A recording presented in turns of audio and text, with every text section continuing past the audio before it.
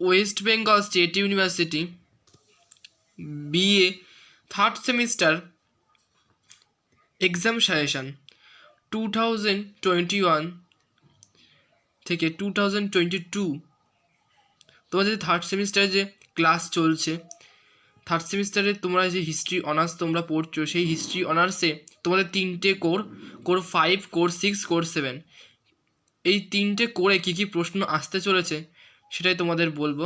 12 marks, 8 marks, 5 মার্কসের সমস্ত question বলবো, তাই ভিডিওটি তোমরা প্রথম থেকে শেষ পর্যন্ত দেখবে।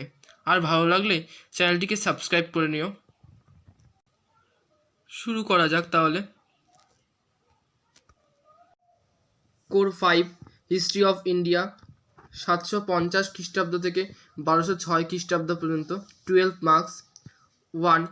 ধর্মপাল ও দেবপালের রাজনৈতিক কৃতিত্বের মূল্যায়ন করো। 2. স্থানীয় স্বায়ত্তশাসনের বিশেষ উল্লেখ করে চোলদের শাসন ব্যবস্থার একটি বিবরণ দাও। 3. আদি মধ্যযুগের ভারতে গিল্ডগুলির প্রধান বৈশিষ্ট্যগুলি এবং কাজগুলি কী কী ছিল। 4. আদি মধ্যযুগীয় ভারতে নগরায়ণ সংক্রান্ত বিতর্কের সংক্ষিপ্ত বিবরণ দাও। 5. বঙ্গোপসাগরের ওপর চোলদের আধিপত্য আলোচনা করো। তুমি কিভাবে চোলদের সমুদ্র বাণিজ্যের সম্প্রসারণ ব্যাখ্যা করবে। 6. ভক্তি আন্দোলনের বিভিন্ন ধারণাগুলি বিশ্লেষণ করো। মধ্যযুগের ভারতে সমাজে ও সাংস্কৃতিক জীবনে এই ভক্তি আন্দোলনের তাৎপর্য কী ছিল। 7. পাল ও সেন রাজত্বকালে শিল্প স্থাপত্য বিষয়ে একটি প্রবন্ধ লেখো।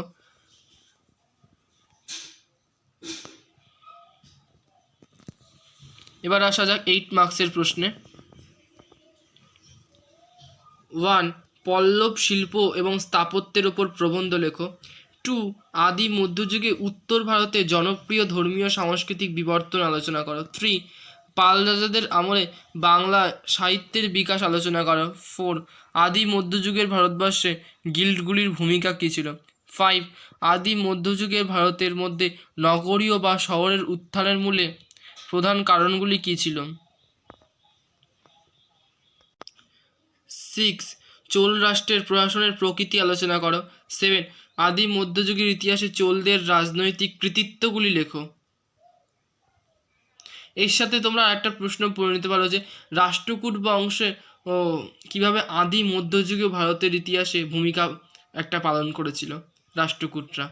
এটা লিখতে পারো যে রাষ্ট্রকূট কারা ছিল এবং আদি মধ্যযুগের ভারতবর্ষের ইতিহাসে এরা কী ভূমিকা পালন করেছিল। এবার আসা যাক 5 মার্কসের প্রশ্নে। আদি মধ্যযুগের ভারতে রাজত্বের বৈধকরণের ওপর একটি টীকা লেখো। কেন রাজেন্দ্র চোলকে অভিহিত করা হয় গঙ্গাইকোন্ড চোলপুরম হিসাবে। 3. কেন মোহাম্মদ গজনী ও মোহাম্মদ ঘুরি ভারত আক্রমণ করেছিল। 4. প্রথম তরাইনের যুদ্ধের ফলাফল কী ছিল। 5. ভারতের ইতিহাসে তরাইনের দ্বিতীয় যুদ্ধের তাৎপর্য কী ছিল। 6. আদি মধ্যযুগের কৃষি অর্থনীতিতে মন্দিরগুলি কেন একটি গুরুত্বপূর্ণ ভূমিকা মন্দিরগুলি কেন একটি গুরুত্বপূর্ণ স্থান অধিকার করেছিল। 7. ভারতে তুর্কি সাফল্যের প্রভাবের ওপর টীকা লেখো। 8.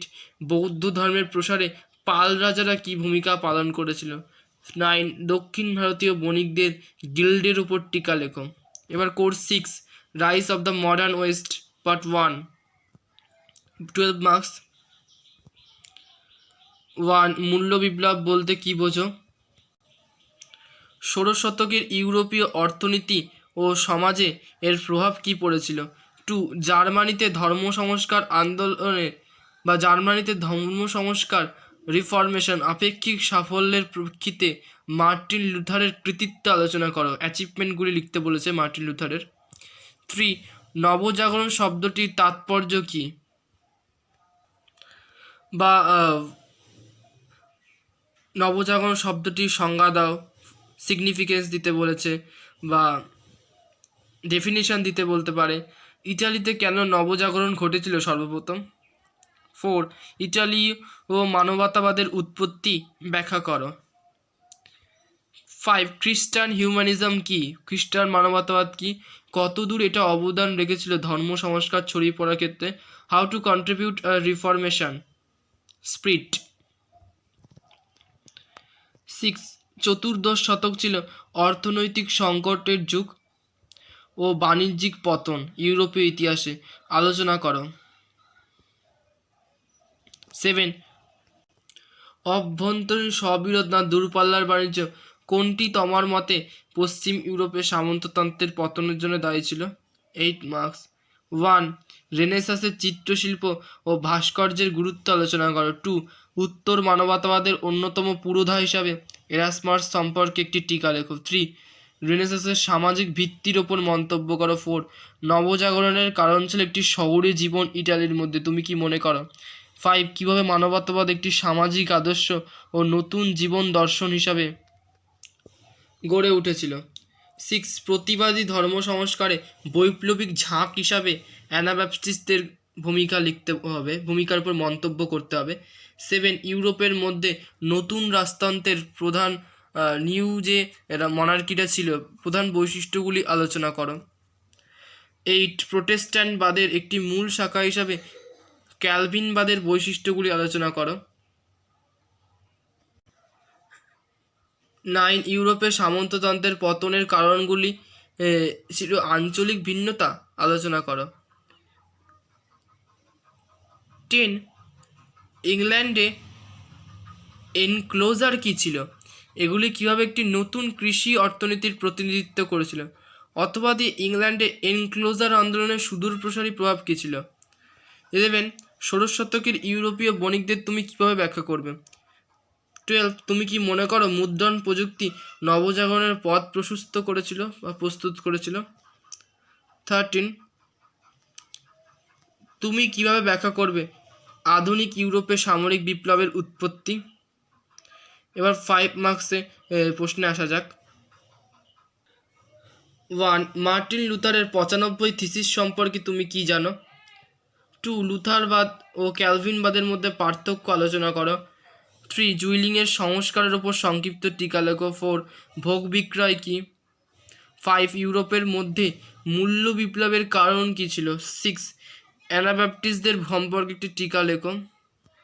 7 ষোড়শ শতকের ইংল্যান্ডে মঠ ব্যবস্থার অবলুপ্তির কারণ কি ছিল? 8 কেন সংস্কার আন্দোলন ঘটেছিল জার্মানির মধ্যে? 9 ফিপ ও ভ্যাসেলেজ কি? 10 ইউরোপের ইতিহাসে অর্থনীতিতে 1453 সালের গুরুত্ব আলোচনা করো। 11 প্রশাসনিক ক্ষেত্রে টিউডার বিপ্লব বলতে তুমি কি বোঝো? এরপর কোর্স 7 ভারতের ইতিহাস 1206 থেকে 1526 খ্রিস্টাব্দ। 12 মার্কস। 1 ইলতুৎমিশ বহিরাগত এবং অভ্যন্তরীণ সমস্যাগুলির সম্মুখীন হয়ে তার সাম্রাজ্যকে সুসংগত করতে কতটা সফল হয়েছিল?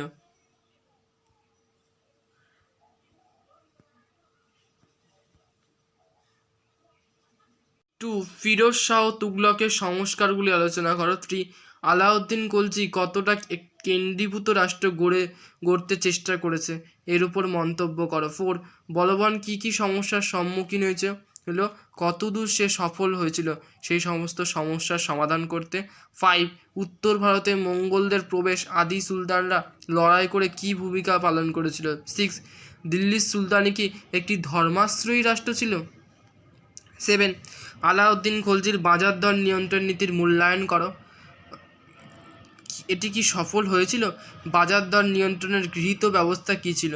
সুলতানি শাসনের অধীনে ইকতা ব্যবস্থার বিবর্তন আলোচনা করো। 9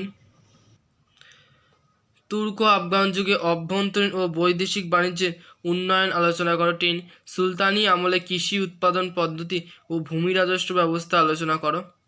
5 মার্কস এবং 8 মার্কসের কোশ্চেনগুলো দেখে নাও। খলজি বিপ্লব বলতে কী বোঝো? খলজি বিপ্লবের গুরুত্ব মূল্যায়ন করো। 2 বলবনের রাষ্ট্রীয় নীতি আলোচনা করো। 3 খলজি সাম্রাজ্যবাদের বিকাশে মালিক কাফুরের অবদান লেখো, এটা তো একটা ইম্পর্টেন্ট নয়। 4 রাজিয়ার কেন পতন হয়েছিল? 5 দিল্লির সুলতানি সাম্রাজ্যের প্রকৃত প্রতিষ্ঠাতা ইলতুৎমিশকে কেন বলা হয়? সিক্স সুলতানি অধীনে সমাজের ওপর সুফিবাদের প্রভাব মূল্যায়ন করো। 7 ভক্তি আন্দোলনের বিভিন্ন ধারণাগুলি আলোচনা করো। 8 ভারতের প্রধান সুফি সিলসিলাগুলির ওপর একটি টিকা লেখো। 9 মোহাম্মদ বিন তুগলকের রাজধানী স্থানান্তরের কারণ ও তাৎপর্য লেখো। 10 খরচ, খামোশ, জাকত ও জিজিয়া কি। 11 আদিনা মসজিদ কে নির্মাণ করেন, এটির স্থাপত্যের বৈশিষ্ট্যগুলি কী কী।